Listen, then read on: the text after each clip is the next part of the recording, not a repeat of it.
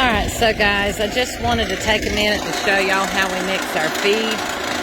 The first thing that we do, well, let me just kind of show y'all this so that I can turn this machine off. So we put this material, you can see that, it's clumps, big clumps. We run it through here, and what we wind up with is very fine material.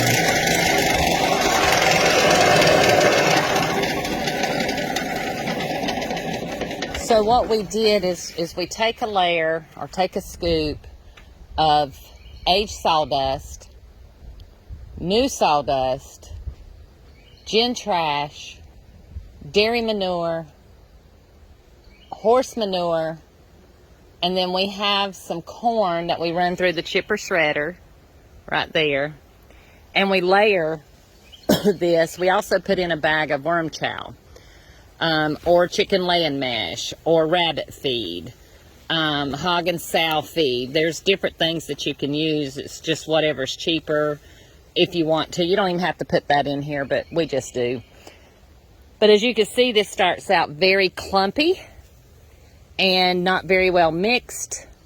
You'll even have some sticks and stuff in it. But you'll have big clumps like that.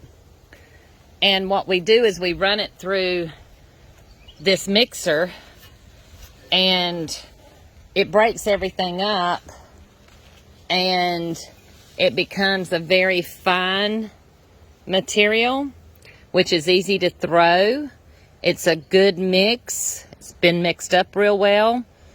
And then we put about an inch thick.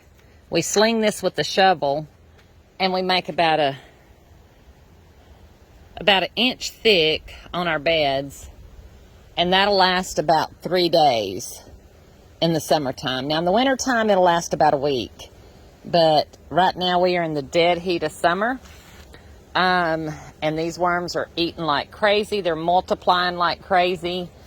So I just wanted to show you guys how we mix our feed, what we use to mix our feed. If you see the peat moss over there, that we use on our Canadian Nightcrawlers and our shipping. We do not feed our worms that are in our windrows and our barrels peat moss. Okay, until next time, this is just another day on Mimi's Farms. You guys have a great weekend.